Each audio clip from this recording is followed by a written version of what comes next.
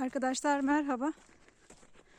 Şimdi de gidip bir kekik türü olan, diğer adı güvey otu olan, aynı zamanda keklik otu olarak da isimlendirilen mercan köşk bitkisinden bahsedeceğim.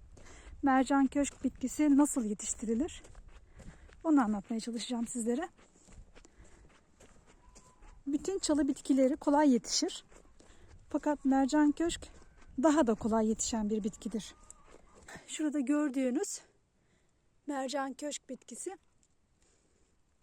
buralarda, bakın burada da hemen var. Buralarda da yetiştirdiğim mercan köşkler. Çok. Şimdi bunlardan çoğaltmaya çalışacağım. Şimdi şu bitkinin geçen yıl çiçek açmış dalları bunlar. Etkisiz hale gelmiş. Kurumuşlar zaten. Şunları hemen bir koparayım öncelikle. Çünkü yeni çıkan taze sürgünlerinden çoğaltma yapacağım.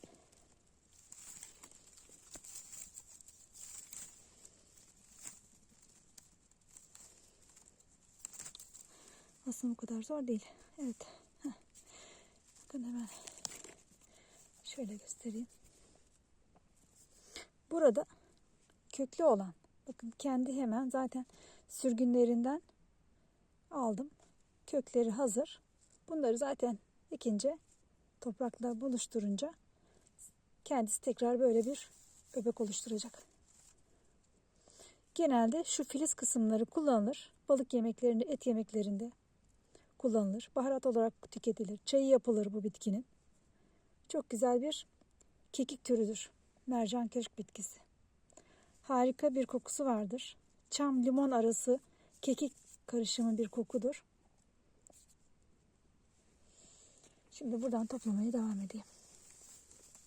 Aynı zamanda bu bitkinin buraları seyrekleştiği için daha da güzel büyüyecektir.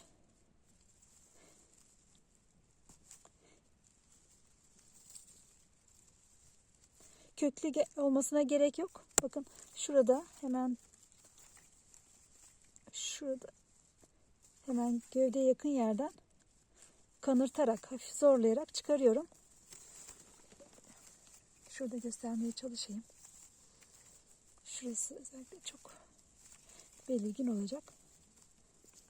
Bakın şurası dalla, kurumuş olan dalla birleşmiş olan yer. Şurasını böyle bu şekilde çıkarıyorum. Bu da yine aynı şekilde yetiştirilebilir. İlla köklü olmasına gerek yok.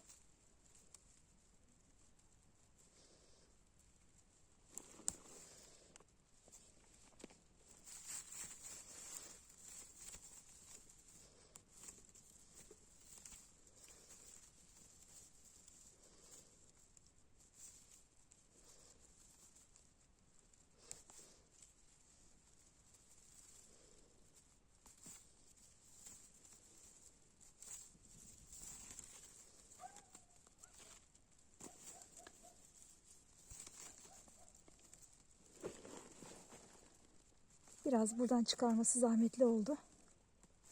Çok fazla sık olmuş. O neden, yoksa ulaşamadım kök kısmına.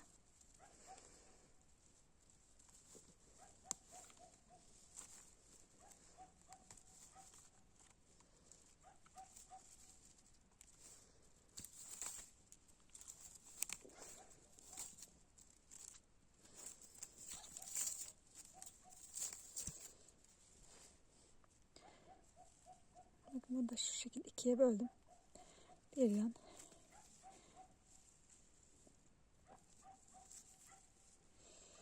Bunlar hep toprakla buluşturunca yeni mercan köşk olacak. Çalı bitkilerin ekildiği Kasım, Aralık, Ocak aylarında mercan köşk bitkisinde çok güzel bir şekilde yetiştirebiliriz. Mercan köşk mutluluğun simgesi olarak nitelendirilmiştir. Mercan köşk nasıl tüketilir? Dediğim gibi balık et yemeklerinde kullanılabilir. Bunun yanında yine soğuk algınlığında, grip gibi, nezle gibi soğuk algınlığında çayı yapılıp içilir. Aynı zamanda antidepresan etkisi de vardır. Yani kendinizi gergin hissettiğiniz zaman mercan köşk çayı yapıp rahatlıkla tüketebilirsiniz. Sizi rahatlatacaktır.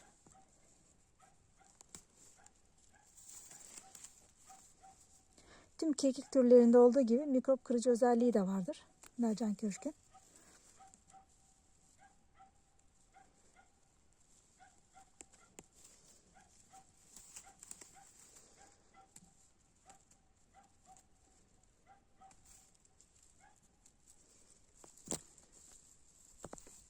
Çocukluğumda babaannem biz hasta olduğumuz zaman hemen derdi mercan köşk toplayalım bahçeden. Hemen kaynatıp içelim, iyileşsin çocuklar derdi. Hakikaten biz de öyle ilaçlarla büyümedik. Antibiyotiktir. Başka bir ilaç kullanmadık. Hasta olduğumuzda hemen bu tür bitki çayları ile iyileşirdik. Maalesef şimdi her grip olduğunda çocuklar antibiyotik benzeri ilaçlar vererek bir nevi çocuklara ilaç yükleniyor. Şu kadar topladım. Şimdi bunları yine arazimin değişik yerlerine, taraçaların olduğu yerlere, yol kıyılarına dikeceğim. Önce bir baskı bulmam lazım. Çünkü yumuşak bir yapısı olduğu için mercan köşk bakın yumuşak bir yapısı var. Hemen odunsu değildir. Yine çalı bir türüdür aslında. Bazıları buna ot da diyor ama hem yağmur başladı hem güneş çıktı.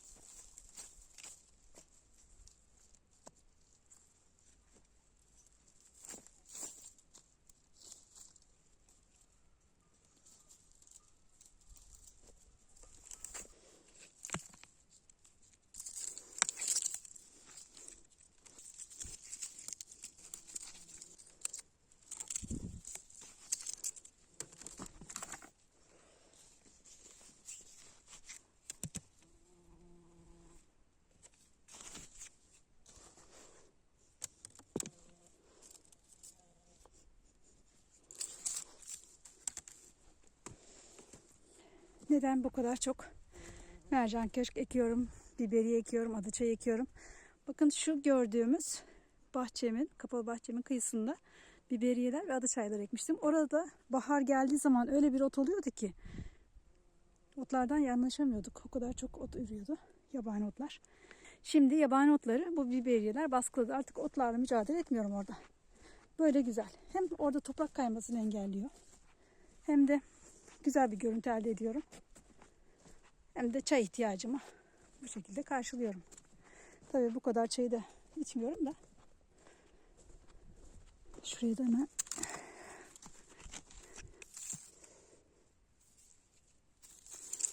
bir tane ekeyim. Zaten şu da lavanta türlerinden bir tanesi. Nane gibi görünüyor.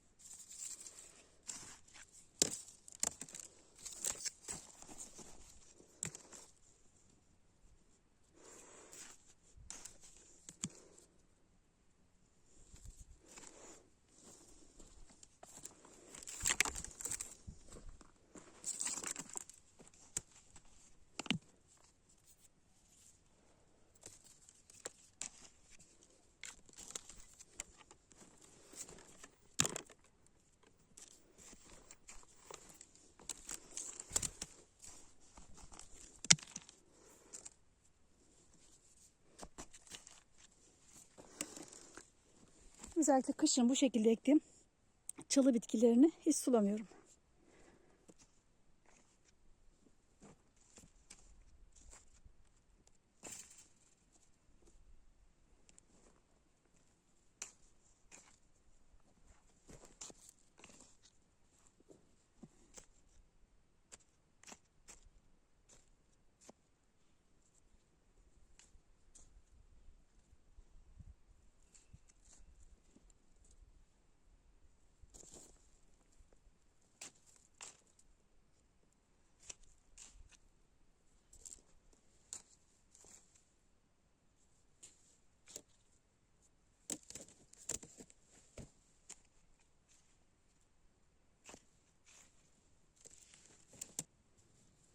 Az kaldı ekmek üzere.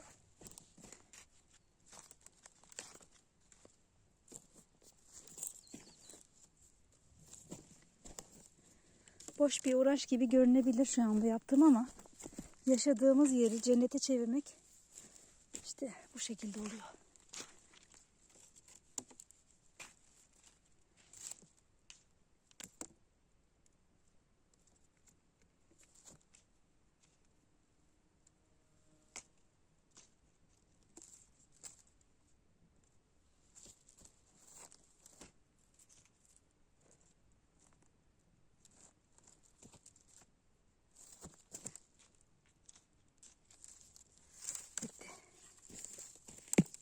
Evet arkadaşlar, mercan köşk fidelerini yerlerine diktim. En azından bu işi planlamıştım. Bitirdiğim için mutluyum. Başka bir videoda görüşmek üzere. Hoşça kalın.